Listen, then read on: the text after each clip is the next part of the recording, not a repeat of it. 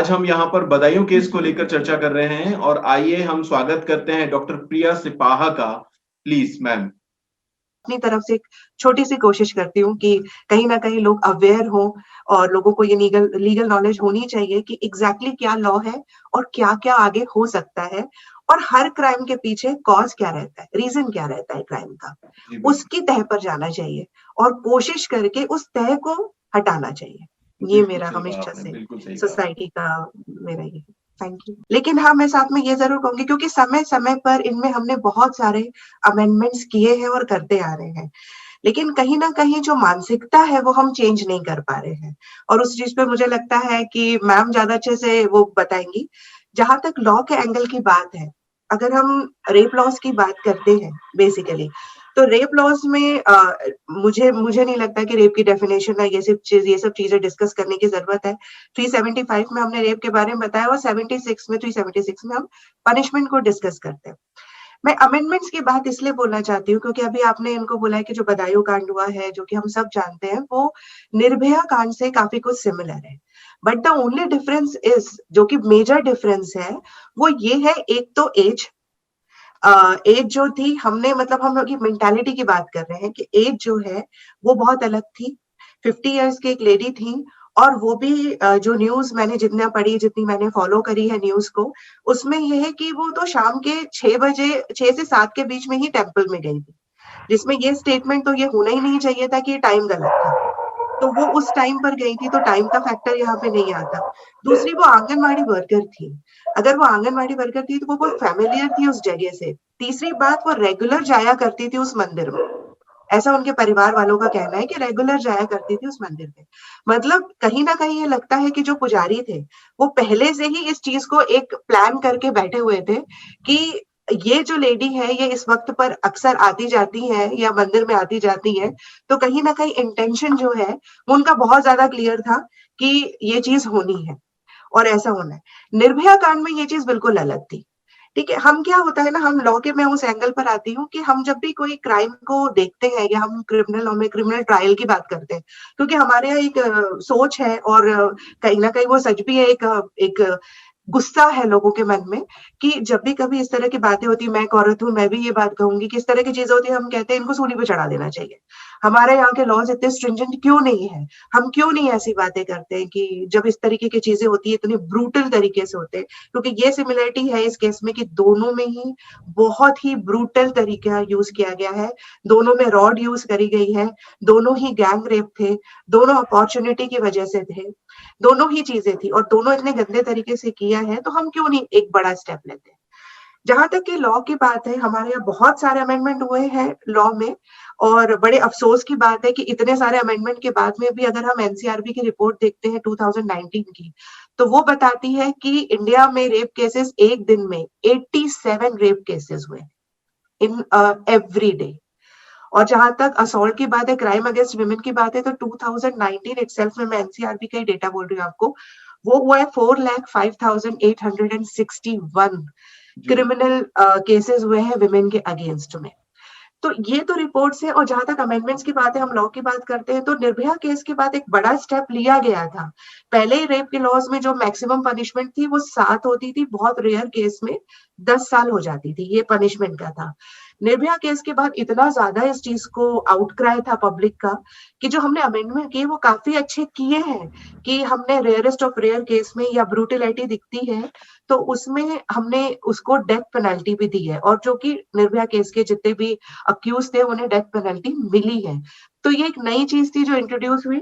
Although rape punishment में बहुत पहले, आज तक सिर्फ धनंजय केस में हुई थी, ये भी सबको पता होगा, लेकिन उसका जजमेंट आते आते तक 14 साल लग गए थे, वो बहुत लंबा खिंचा था वो। लेकिन निर्भया केस में ये चीज नहीं थी, ये भी खिंचा, लंबा खिंचा, लेकिन कहीं ना कहीं पब्लिक की वजह से या जो भी रीजन, जो भी चीजें थी, उस वजह से हमने उस चीज को कंसिडर किया। और रेप लॉज में बहुत सारे हमने अमेंडमेंट्स किए हैं। तो जो अमेंडमेंट्स किए हैं उसमें बहुत सारी चीजें आती है, पर्टिकुलर उसमें हमने डेथ पेनल्टी की बात करी है, लेकिन रेयरेस्ट ऑफ रेयर केस में। दूसरा अमेंडमेंट हमने जुवेनाइल जस्टिस सिस्टम में किया है कि एज लिमिट हमने घटा दी है, कि जो उसमें, क्योंकि एक बच्चा भी था, और बच्चा क्यों कहेंगे, सिर्फ उसको 6 महीने बचे हुए थे एडल्ट होने में, 17.5 ईयर्स का वो था, लेकिन उसका उसने फायदा उठाया, तो जुवेनाइल की हमने एज जो है वो 16 कर दी है, कि अगर उसको ये चीज समझ में आती। इसके अलावा हमने बहुत सारे अमेंडमेंट करे हैं। जहां तक ये बात है, हमने नई चीजें जो अमेंडमेंट करी, वो मैं यहाँ पे, मुझे ऐसा लगता है कई लोगों को नहीं पता है, वैसे तो बहुत लोगों को पता होगा, लेकिन जैसे हमने एक नई चीज अमेंड करी है, जैसे हम कहते हैं वॉयरिज्म। वॉयरिज्म हमने एक सेक्शन डाला है, जिसमें हमने ये बताया, वॉयरिज्म का मतलब होता है छिप कर देखना। अगर आप किसी को छिप कर देखते हो, अगर कोई अपने पर्सनल उसमें है, कोई भी लेडी, वो बाथरूम में भी हो सकती है, वो बेडरूम में भी हो सकती है, वो चेंजिंग रूम में भी हो सकती है, जैसे कि बहुत ज्यादा आप लोगों ने व्हाट्सएप में भी पढ़ा होगा कि कैमरा कहीं लगा रहता है या कोई चीज ऐसी कहीं लगी रहती है, तो आपको देख लेना चाहिए सब जगह। तो जो छिपकर देखना, पहले भी ये चीजें बहुत कॉमन थी, इसको लोग क्राइम ही नहीं मानते थे, तो इसको क्राइम मानकर लोगों ने इसमें पनिशमेंट भी दी है। सिमिलरली हमने स्टॉकिंग को, चाहे वो ऑनलाइन स्टॉकिंग हो चाहे ऑफलाइन स्टॉकिंग हो, दोनों को ही क्राइम बताया है यहाँ पे, और उसके लिए पनिशमेंट, क्योंकि स्टॉकिंग एक ऐसी चीज है जिसे हम हिंदी में कहते हैं पीछा करना। पीछा करना कहीं ना कहीं, आई एम सॉरी टू से प्रमोद जी, आप भी लड़के हैं, लेकिन यूजुअली लड़के अपना जन्म सिद्ध अधिकार मान लेते हैं कि भाई लड़कियों का पीछा कोई भी अच्छी दिखी तो पीछा तो कर ही लेते हैं। अब इंटेंशन कुछ दूसरा भी हो सकता है, अच्छा बुरा कोई भी हो सकता है। तो पीछा करना भी अपने आप में एक अपराध हो चुका है, ये भी एक अमेंडमेंट हुआ है। और तीसरा चीज जो हुई थी वो है एसिड अटैक, तो एसिड अटैक को भी हमने मनाया। इसके अलावा रेप लॉस जो है, इसमें हमने सबसे मेजर किया था। लेकिन बात यहाँ खत्म नहीं होती है, इसके बाद इतने अमेंडमेंट्स करने के बाद अपने अभी अभी हाल में हुआ था हाथरस केस, कठुआ केस। तो ये जो जब ये कठुआ केस वाली चीज हुई थी ना, ये मैं इसलिए मैं ये यहाँ पे मेंशन कर रही हूँ क्योंकि अमेंडमेंट्स वाली चीजें हैं लॉ की। जब वो हुआ था तो पॉक्सो एक्ट में, जो कठुआ केस हुआ था उसमें पॉक्सो एक्ट में एक मेजर अमेंडमेंट की चीज हुई थी। क्या होता था, एक एज होती है। अब यहाँ पे क्या हो गया है, जो हम जिस केस पे डिस्कस कर रहे हैं उसमें क्या एज हो गई है कि वो 50 इयर्स की एक लेडी थी। तो यहाँ पे मुझे ऐसा लगता है इतना डिस्क्रिमिनेशन नहीं करना चाहिए। ठीक है, बच्ची के साथ इतना खराब हुआ वो सबको मालूम है। उसके बाद पॉक्सो एक्ट में मिनिमम पनिशमेंट जो है वो 12 साल से कम और 16 साल से कम की बच्ची के साथ अगर आप ऐसा सेक्सुअल असॉल्ट या रेप करते हो तो वो उसकी पनिशमेंट हो जाती है मिनिमम 20 और मैक्सिमम डेथ पेनल्टी, जो कि एक मेजर स्टेप है। और जो लोगों को समझना चाहिए कि ये चीज है, और इसके बाद भी बच्चियों के साथ हो रहा है, और उसके बाद भी आपकी 10 इयर्स हो जाती है, और रेयरेस्ट ऑफ रेयर केस में above 10, rarest of rare case में आपकी डेथ पेनल्टी भी हो जाती है। सिमिलरली एक और अमेंडमेंट किया है पनिशमेंट की, हम जहां तक बात करते हैं तो पनिशमेंट में एक और अमेंडमेंट किया है कि अगर लेडी की डेथ हो जाती है, जो कि इस केस में हुई है, ब्रूटिलिटी होती है और डेथ हो जाती है, तो अगेन उस केस में डेथ पेनल्टी दी जा सकती है। ये एज पर लॉ है, अंडर सेक्शन 376 में ये चीजें अमेंड करी है और ये चीज कहा गया। सिमिलरली एक और चीज बोली कि अगर आप उस लेडी के साथ इतना ब्रूटल कर देते हो और उसे वेजिटेटिव स्टेट में ले आते हो, जो कि आपको वो अरुणा शंभव वाला केस आपको याद होगा, जो इतने साल तक जो यूथनेसिया का जो बहुत ही इंपॉर्टेंट केस, एक नर्स थी जिनके साथ ऐसा हुआ था, है ना, और वो कोमा में थी, और जो उनके जब साथ ये हुआ था तो उसमें ये क्या था, वो वेजिटेटिव स्टेज में थी, वो इतने साल तक वो यंग से बुढ़ी हो गई और उसी में उनकी डेथ हो गई। तो ये बहुत एक लीडिंग केस है। उसके बाद ये कहा गया कि अगर कोई रेप करके ऐसा कर देता है कि वो वेजिटेटिव स्टेट में चल जाती है, मतलब वो जिंदा तो है लेकिन वो किसी लायक नहीं है, तो ऐसे में भी डेथ पेनल्टी की हमने बात करी है कि तो भी डेथ पेनल्टी होनी चाहिए। और गैंग रेप में, जो से इस केस में डेथ भी है, गैंग रेप भी है, एज भी, सब कुछ, और ब्रूटिलिटी भी है। तो गैंग रेप में अदरवाइज पनिशमेंट 10 से 20 के बीच में है, और ब्रूटिलिटी की जहां तक और डेथ की बात करें तो लाइफ इम्प्रिजनमेंट और डेथ का तो है ही। तो मैं तो बिल्कुल चाहूंगी कि इस तरह के केसेस अगर होते हैं तो कहीं ना कहीं में ये फैक्टर देखना पड़ेगा कि आदमी की मानसिकता इतनी खराब हो गई है कि वो किस तरीके का प्लेजर है ये, कि आप एक रॉड जैसी चीज यूज कर रहे हो और इतना गंदा ये चीज हो रही है।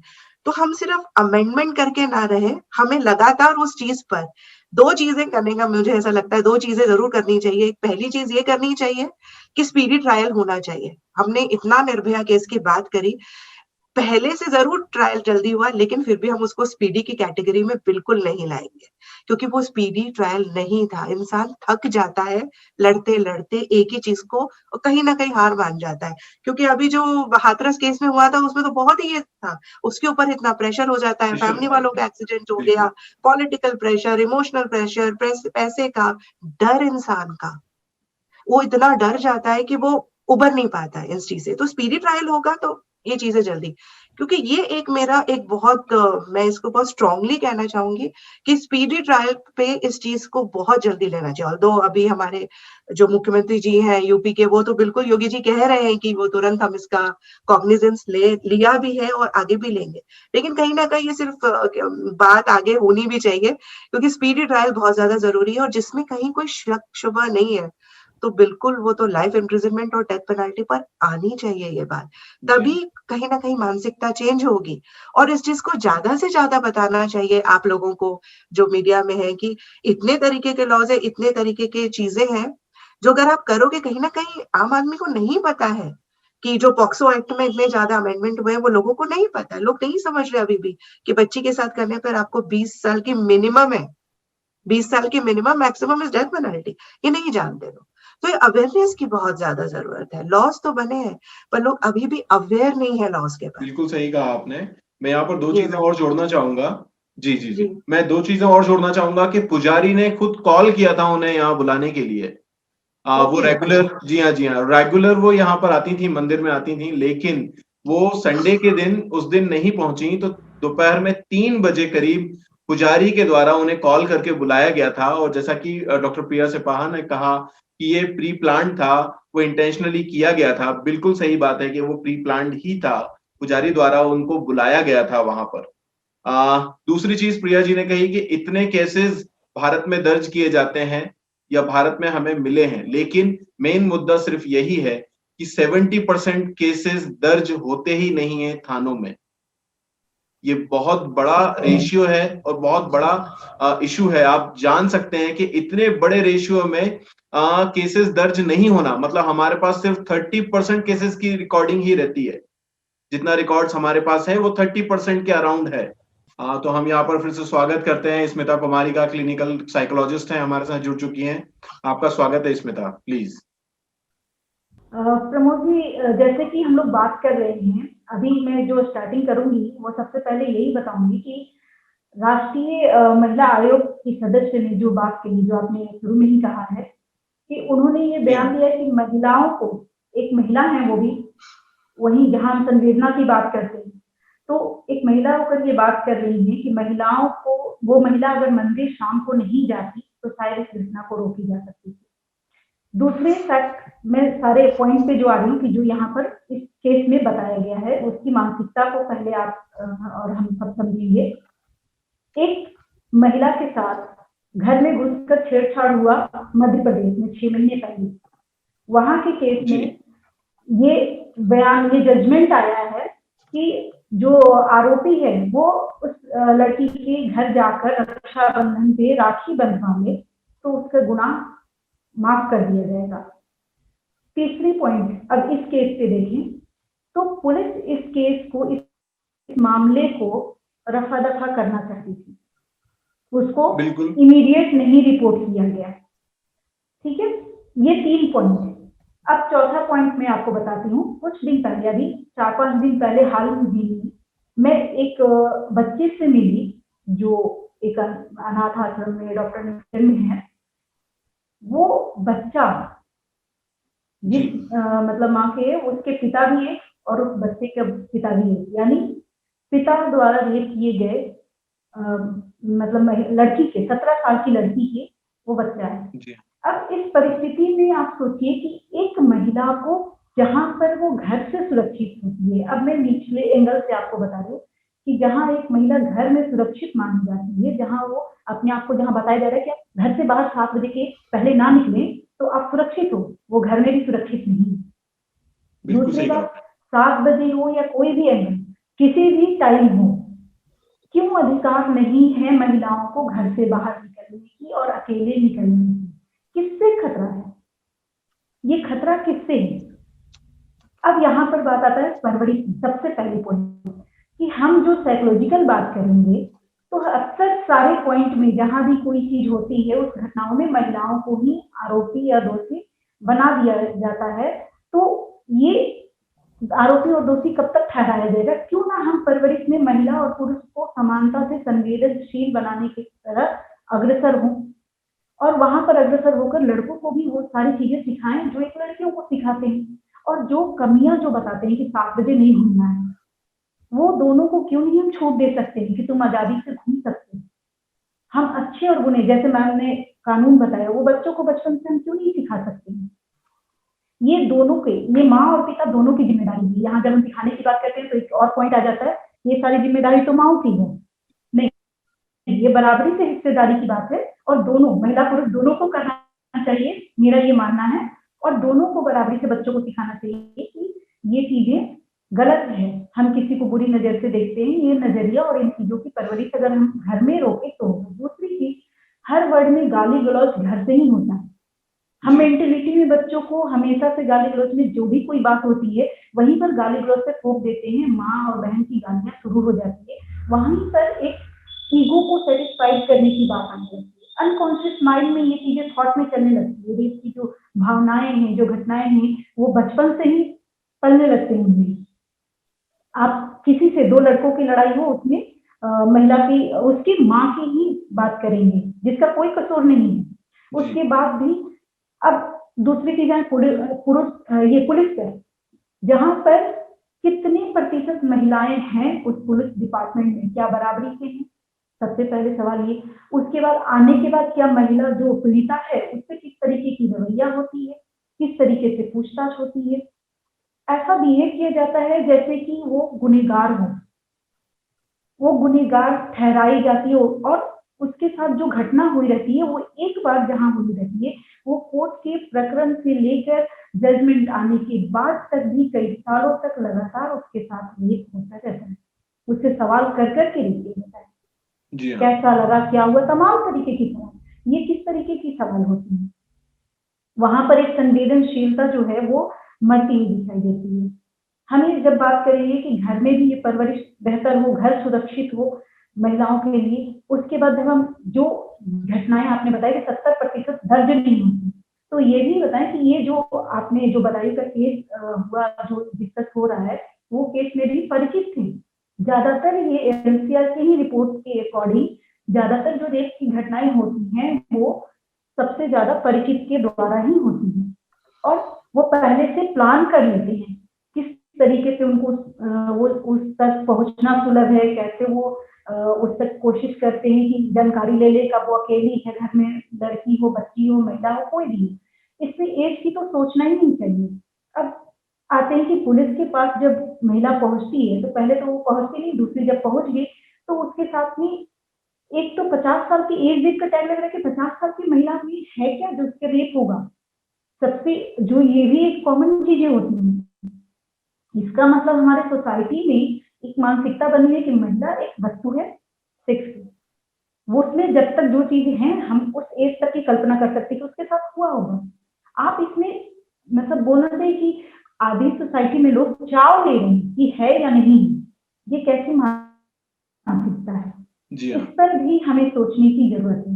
इस मानसिकता को भी बदलने की जरूरत है कि हम उसके पीड़ा को समझने की बजाय ये समझ मतलब सोचने में लगे हैं कि 50 साल की महिला के साथ क्या हो सकता है।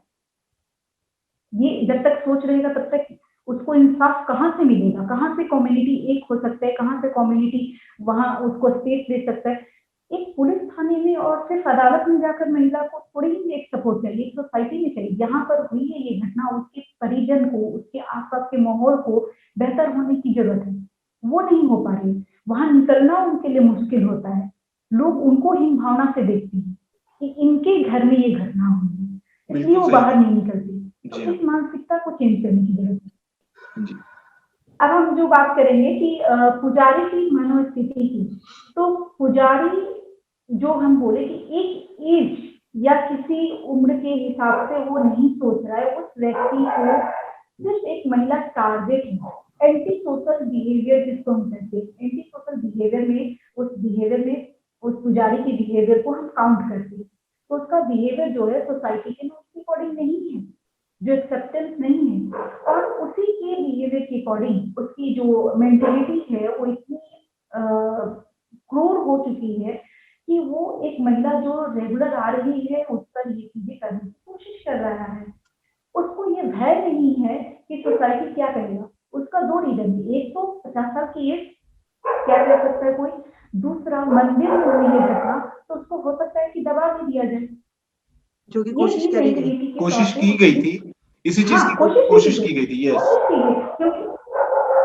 क्योंकि जो मैं एक और पॉइंट आपको यहाँ बताऊँ, हमारे देश में तो हिंदू मुस्लिम और मंदिर मस्जिद बहुत अच्छे से होती है, तो ये चीज भी दिमाग में रहता है कि एक तो हम पुजारी हैं, पुजारी पर ये आरोप लगेगा तो पूरे जो मंदिर की चीजें हैं उस पर भी आरोप लगेगा, तो कहीं ना कहीं आसपास के जो दबंग नेता है और सारी चीजें हैं उस तरह की दादागिरी से इसको दबाया जा सकता है और उसको हटाया जा सकता है, ताकि मंदिर और आस्था जो है वो बनी रहे, उससे खतरा ना हो। उस खतरा को रोकने के लिए वो एक सबसे सेफ प्लेस था, इसलिए पंडित को या पुजारी को वहां पर ये चीजें करना बेहद आसान लगा, और उन्होंने बकायदा काम करके मंदिर में बुला, वो इधर उधर भी बुला सकते थे, लेकिन वो सेफ प्लेस है कि उसको मतलब उस मुद्दे को डाइवर्ट किया जा सकता है कि ऐसी नहीं है, ऐसी घटनाएं नहीं है जो कि प्लान किया भी गया है।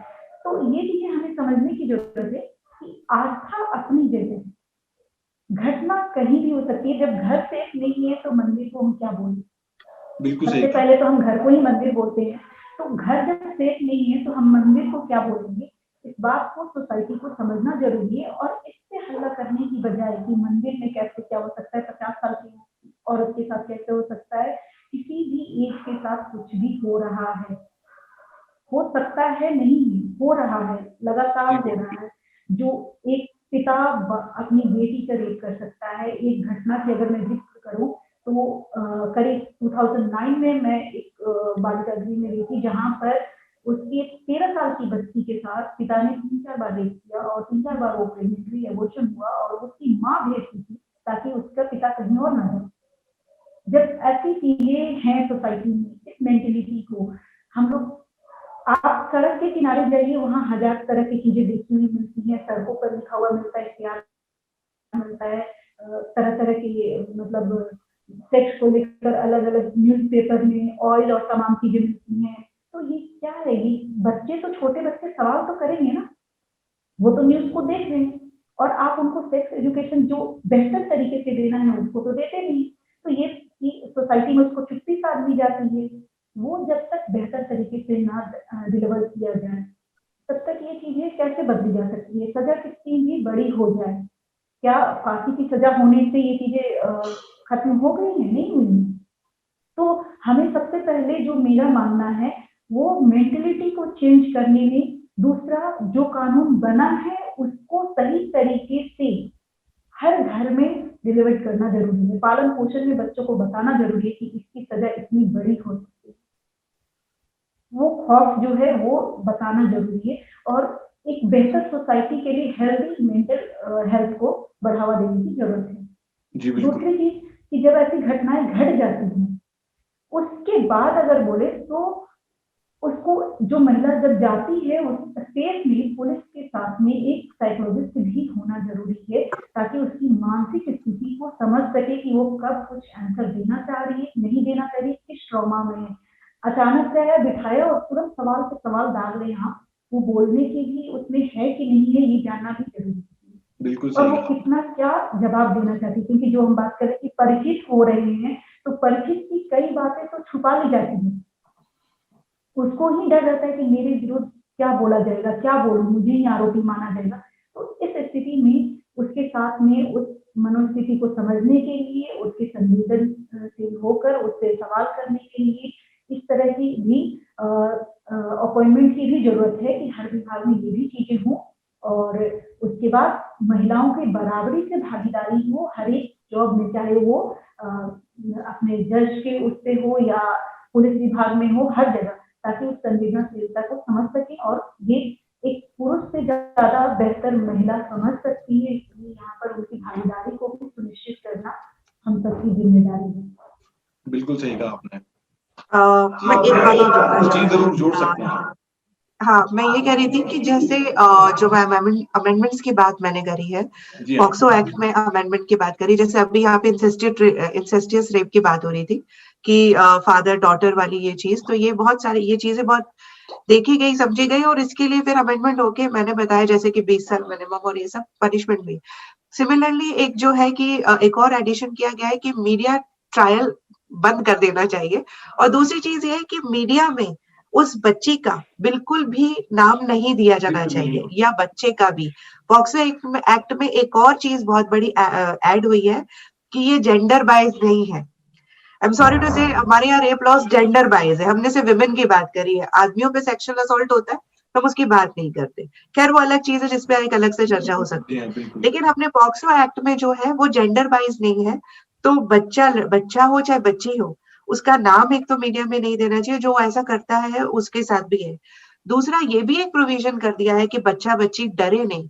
तो अगर अक्यूज के सामने वो कोर्ट में नहीं आना चाहता है, तो आजकल ये वर्चुअल कोर्ट के थ्रू, मतलब वर्चुअली भी रिकॉर्डिंग के थ्रू या स्काइप के थ्रू, व्हाट्सएप उसके थ्रू आप उससे बात कर सकते हैं ट्रायल के दौरान, अगर वो इतनी दहशत में। और ऑब्वियसली मेडिकल एग्जामिनेशन में किसी ना किसी अपने का होना जरूरी है। अब अगर वो बच्चा या बच्ची अपने यानी अपने पेरेंट्स पे ही ट्रस्ट नहीं करता है क्योंकि क्लोज रिलेटिव ने ऐसा किया है, तो वो अपने दोस्त को, फ्रेंड को, मौसी को, पड़ोसी को, किसी को भी साथ में रख सकता है। ये भी एक और चीज होती है। दूसरी चीज एक और मैं पॉइंट करना चाहूँ, जैसे मैंने आपको कहा कि मेरा कॉजेशन ऑफ क्राइम पे बहुत ज्यादा मेरा वर्क रहता है। तो आपने जो कॉजेशन ऑफ क्राइम की बात करी थी, तो मेरा एक ही कहना है कि क्या होता है ना, जब भी कभी लॉ में हम ट्रायल पे जब ये जितने भी आर्ग्यूमेंट्स होते हैं कोर्ट में, एडवोकेट जितने भी आर्ग्यूमेंट्स करते हैं, तो क्या होता है हम एलिमेंट्स ऑफ क्राइम पे जाते हैं। एलिमेंट्स ऑफ क्राइम में दो चीजें बहुत इंपॉर्टेंट होती है, मेंस रे और एक्टस रियस। मतलब गिल्टी माइंड कितना है और एक्ट किस तरीके से किया, रॉन्गफुल एक्ट हुआ है कि नहीं। तो हम गिल्टी माइंड को बहुत वेटेज देते हैं कि गिल्टी माइंड है कि नहीं, और गिल्टी माइंड के अकॉर्डिंगली हुआ है। तो जहां तक हम रेप केसेस की बातें करते हैं, तो बहुत सारे, जो मैंने शुरू में भी कहा कि सबसे पहले हमें रीजन पता लगाना चाहिए कि क्या है। वो रीजन जो हो सकता है वो फन भी हो सकता है, वो लस्ट हो सकता है, वो रिवेंज हो सकता है, वो ऑब्सेशन हो सकता है, और अपॉर्चुनिटी भी हो सकती है, और इसके अलावा मेंटल इलनेस भी हो सकती है कि कोई मेंटली इल है, उसकी बहुत सारी कैटेगरी जिसकी वजह से उसने ये क्राइम कमिट किया है। क्योंकि ये एक पार्ट है जो हमारे यहाँ बहुत ज्यादा मिसिंग है कि हम सीधे, अगर ऐसा ब्रूटल क्राइम होता है तो हम सीधे कह देते हैं कि ये चीज होनी चाहिए, रीजन नहीं पता लगाने की कोशिश करते हैं। यहाँ पे इस केस में reason is very clear, opportunity और lust, that was a reason, और उसको बहुत अच्छे से पता था, प्री प्लान था, उसने किया। तो डेफिनेटली इन सारी केस में जहां पिक्चर बहुत क्लियर है, स्पीडी ट्रायल होना चाहिए। लेकिन जहां पिक्चर क्लियर नहीं है, वहां थोड़ा सा हमको सेंसिटिव होकर सोचने की जरूरत होती है कि कारण क्या है। तो हमें उस कारण को सिर्फ लॉ के वहां तक नहीं बनाना चाहिए, किताबों तक, हमें उसको उसका प्रैक्टिकल इम्प्लीमेंटेशन भी करना चाहिए इन चीजों पे। अगर ऐसा करके उस एंगल से सोचेंगे, तो मुझे लगता है कि क्रिमिनल को नहीं, जो हमारा लॉ कहता है कि हमें क्राइम को खत्म करना चाहिए, क्रिमिनल को नहीं, तो हम वो ज्यादा बचा सकेंगे। क्योंकि हम तह तक नहीं जाते, हम उस पर्सन पे फोकस करते हैं। इसने ये किया, इसको मार दो, इसने ये किया, इसको ये कर दो। क्यों किया, क्या कारण है, उस पर अगर हम जाएंगे तो शायद ये क्राइम होना बंद तो नहीं होंगे, मुझे लगता है इतनी जल्दी कम जरूर हो जाएंगे। तो ये मेरी आप एमपी लाइव टीवी के थ्रू एक मैं कहना चाहूंगी कि हमें इस एंगल पे ज्यादा सोचना चाहिए कि ये सिर्फ किताबी बातें नहीं होनी चाहिए कि क्राइम को खत्म करो, क्रिमिनल को नहीं, ये एक्चुअल में इम्प्लीमेंट होना चाहिए कि आप उसकी तह तक जाइए और रीजन को खत्म करिए, rather than a person only when it is required. Thank you so much, thank you so much. तो हमारे साथ जुड़ चुकी हैं निर्देश सिंह, जो कि राजमाता सावित्रीबाई फुले महासंघ की राष्ट्रीय अध्यक्षा हैं। निर्देश, आपका स्वागत है। धन्यवाद, और आपको भी बहुत बहुत साधुवाद कि आप इतनी मेहनत कर रहे हैं सामाजिक मुद्दों पर, विशेषकर महिलाओं मुद्दों पर मुखर हो रहे हैं। जो घटना बदायूं की हुई है, ये किसी भी सभ्य समाज के लिए बहुत विचार करने वाली बात है कि महिलाओं के साथ इस तरह की विभत्स घटनाएं हो रही है। निर्भया कांड से लेकर के कठुआ कांड और अब ये बदायूं, तो महिलाओं पर जो ये घटनाएं लगातार चल रही है, ये रुकने का नाम नहीं ले रही है। इसके पीछे कहीं ना कहीं सरकार, प्रशासन दोनों का ही रवैया अच्छा नहीं रहता। यदि महिला थाने जाती है तो वहां एफआईआर के समय भी उसको सरवाइव करना पड़ता है ना।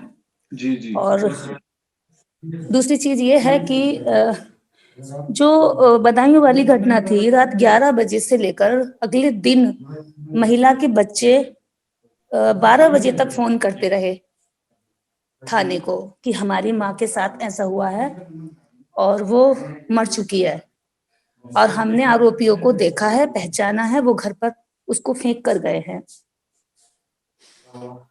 तो पुलिस उन बातों को सुनकर भी अनसुना करती रही, समय से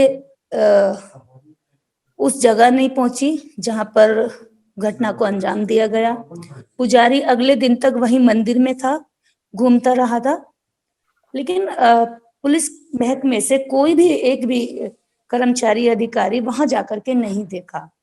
ये तो अगले दिन तब हुआ कि ये चीज वायरल हो गई, गांव वालों ने फोटो डाल दिए, वीडियो बनाकर डाल दी, तो उनको लगा कि अब इज्जत बचानी पड़ेगी और काफी बेइज्जती हो चुकी है समाज में। हमारी जो लापरवाही है वो पब्लिक के बीच में आ चुकी है। तब उन लोगों ने जाकर के वहां घटना स्थल पर जांच की और उसमें भी उन्होंने कहा कि महिला जो है कुएं में कूद करके मरने की कोशिश कर रही थी, जान देने की कोशिश कर रही थी। लेकिन ये तो तब लोगों को पता लगा कि जब पोस्टमार्टम रिपोर्ट आई, जब पीएम रिपोर्ट में पता चला कि इस तरह की यात्राएं उसके शरीर पर दी गई थी कि इंसान यदि कोई होगा तो शायद इस तरह एक नरभक्षी ही कहा जा सकता है ऐसे लोगों को, जो कि एक शरीर के साथ इस तरह की घटना, ठीक है आपने बलात्कार किया, आप रेप कर रहे हैं, लेकिन अंगों को किस तरह से आपने डैमेज किया है, उस प्राइवेट पार्ट में रॉड डाल देना, उसको हम ये नहीं कह सकते कि हम महसूस कर सकते, नहीं महसूस कर सकते, इस दर्द को नहीं महसूस कर सकते। एक सुई लगने पर भी हम जो है बिदक जाते हैं, कूद जाते हैं, पहले से सोचते हैं कि कितना तकलीफ होगा। तो एक प्राइवेट पार्ट में उसको डैमेज करने के लिए उसने रॉड डाला होगा, तो क्या उसके अंदर क्या मानवता के थोड़े बहुत अंश बचे होंगे? नहीं। सबसे बड़ी बात यह है कि जो देश के अंदर लगातार कह रहे हैं कि बेटी बचाओ बेटी पढ़ाओ, तो आप ये चेतावनी दे रहे हैं या उनकी सुरक्षा की बात कर रहे हैं? समझ में ये नहीं आता कि इतने रोमियो स्क्वाड टीम बना रहे हैं आप। मिशन शक्ति करके उत्तर प्रदेश सरकार ने अभी पीछे एक अभियान चलाया था, जगह जगह जाकर के लोगों को जागरूक भी किया, महिलाओं को उनके कानूनी अधिकारों की जानकारी भी दी। लेकिन आप ये बताइए, कानून के जो रखवाले हैं उनको जानकारी क्यों नहीं देते कि भाई आप यदि ऐसी घटना हो तो तुरंत उसको संज्ञान में लें, तुरंत जांच करें, तुरंत जाएं। जब आपको 50 फोन आ चुके थे, जब गांव वाले पूरे उथल पुथल हो चुके थे, आपकी संवेदना तब जागी 48 घंटे बाद कि भाई हाँ महिला के साथ कुछ हुआ है। उसका पार्थिव शरीर जो है घर के बाहर पड़ा रहा, सड़क पर रहा है, वो 48 घंटे पड़ा रहा है, पीएम रिपोर्ट आने तक के बाद तक वो पड़ा रहा है। तो आप क्या कहना चाह रहे हैं? यहाँ सबसे ज्यादा जो लापरवाही है, आरोपी जितने इसमें दोषी हैं, जितने बलात्कारी दोषी हैं, इतने ही पुलिस में बैठे उस थाने के, हालांकि उसको केवल निलंबित किया है, आप उसको निलंबित करके आज क्या साबित करना चाह रहे हैं कि केवल इतनी ही सजा मिलेगी, आगे कोई भी ऐसा काम करे तो कर सकता है, छूट है? और इसके ऊपर जो सबसे गंदा और भद्दा बयान आया है, राष्ट्रीय महिला आयोग की जो सदस्य है चंद्रमुखी, मैं उनको चंद्रमुखी नहीं बदबूमुखी कहूंगी और बदमुखी कहूंगी, उनको जितनी भद्दी गालियां दी जाए इतनी कम है। अगर ये सामाजिक मंच ना होता और मेरे सामने होती तो शायद मैं सारी भड़ास उन पर निकालती। वो महिला कह रही है कि देर शाम को मंदिर को जाना ही नहीं चाहिए था, महिला को देर सवेर महिलाओं को घर से निकलना नहीं चाहिए था, और यदि निकलना चाहिए था तो किसी बच्चे को साथ ले जाती। ये एक घटिया बयान महिला आयोग की सदस्य दे रही है। ये ऐसी जो है पपेट बिठाई हुई है इन्होंने अपनी गुलाम। आप औरत नहीं हो, पहली बात, अगर आप इस तरह की बात कर रही हो, और अगर आप एक बड़े पद पर, बड़े आयोग की सदस्य होकर के इस तरह की बात कर रही है, तो इससे पता चलता है कि आप मानसिक रूप से किस तरह की गुलाम है। आपका दिमाग किसके पास है? आपके पास दिमाग नहीं है जिससे आप सोच सके, जिससे आप आजाद हो सके। आप आजादी से सोच नहीं सकती, क्योंकि आप खुद पितृसत्ता की सोच के इतनी गुलाम है कि आपको खुद जो है महिला गलत दिखाई दे रही है, और वो महिला गलत दिखाई दे रही है जो मर चुकी है।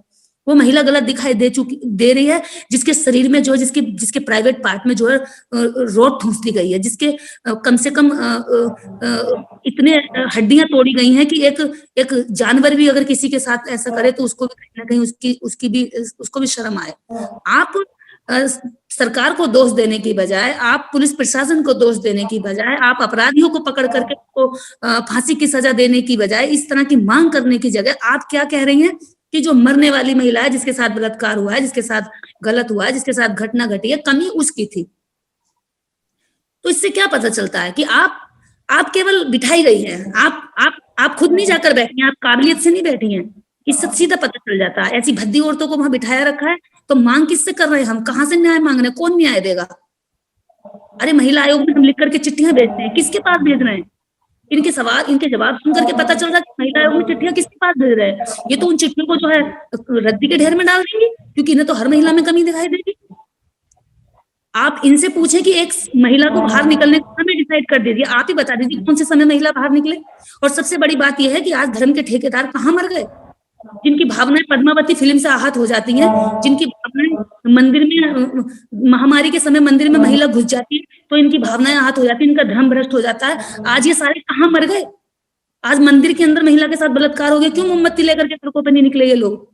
क्यों मंदिर के पुजारी के खिलाफ इन्होंने एक बयान नहीं दिया? क्यों सारे धर्म के चुपचाप बैठे हुए हैं? कोई सामने निकल कर नहीं आ रहा। इससे क्या पता चलता है कि इसे आप सीधे आप ये कह रहे हैं कि मनुस्मृति केवल लागू नहीं है, मनुस्मृति पर वो चलते हैं, मनुस्मृति उनके दिमाग में बैठी हुई है।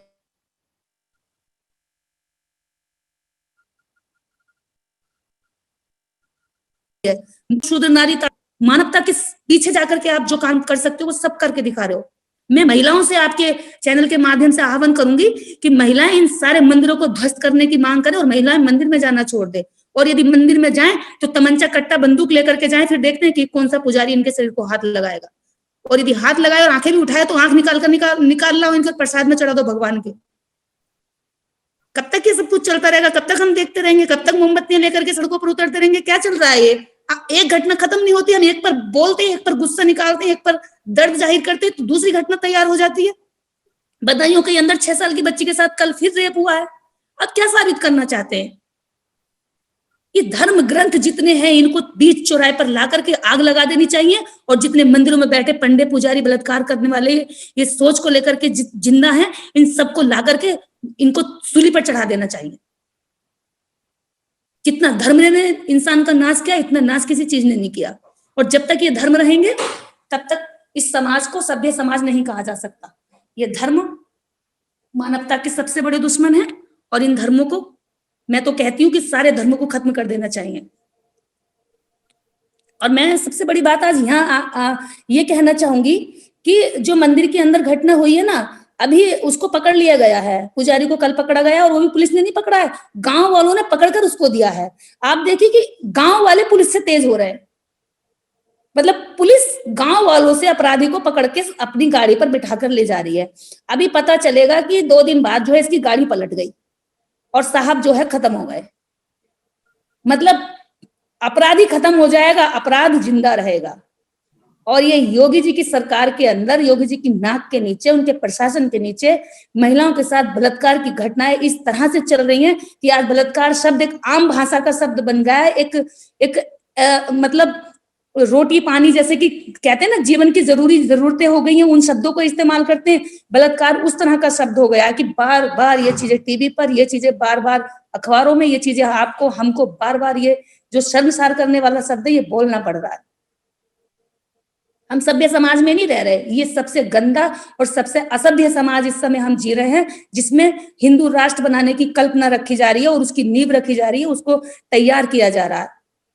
और मंदिरों का इतिहास पहले से गंदा रहा है। मंदिरों के अंदर देवदासियां रख करके महिलाओं के साथ अत्याचार किया गया, महिलाओं के साथ जबरदस्ती बलात्कार किया। कि सरकार जल्द से जल्द इन लोगों को फांसी की सजा सुनाए, फास्ट ट्रैक कोर्ट में ला करके इसकी सुनवाई दे, क्योंकि इस तरह के केसों के लिए जरूरी नहीं है कि 1-2 साल आप लोग जो चलाएंगे और उसके बाद पता चला बीच में कोई घटना हुई, वो तो मर ही गया।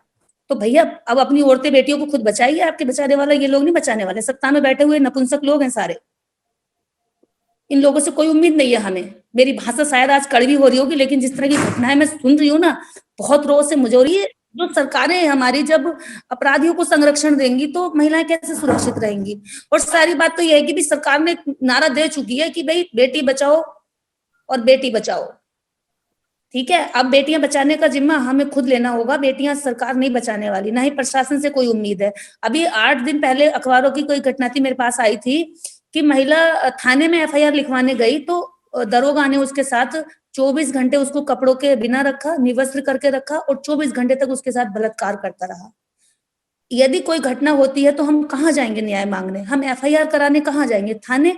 और जब थाने में ही हमारे साथ इस तरह की घटना होगी, जिस घटना से बच करके, जिस घटना की संभावना से हम डर करके वहां जा रहे हैं, वो घटना हमारे साथ वहीं घटित हो रही है, तो अब इसके पीछे सरकार क्या जवाब देगी? फिर हम कहाँ जाएंगे, कहाँ जाएगी महिला? और सबसे बड़ी चीज पता है इसमें क्या है? महिला के साथ जातिवाद नहीं जोड़ना चाहेंगे, लेकिन अक्सर देखा गया है कि देश के अंदर जितने भी बलात्कारों की घटनाएं होती हैं, अधिकतर दलित, आदिवासी और बहुजन समाज की महिलाओं के साथ होती हैं। इस घटना में जो एक आरोपी, मुख्य आरोपी का ड्राइवर जो है, वो भी रेवाड़ी ठाकुर है, और जो ये महिला है वो भी रेवाड़ी ठाकुर है। ठाकुरों की नाक वैसे बहुत ऊंची रहती है, इनकी तलवारें खिंच जाती हैं, लेकिन आज ठाकुर का कोई बयान नहीं है, ना शिवसेना, ना एक करणी सेना, सारे पता नहीं कहाँ गायब हो गए।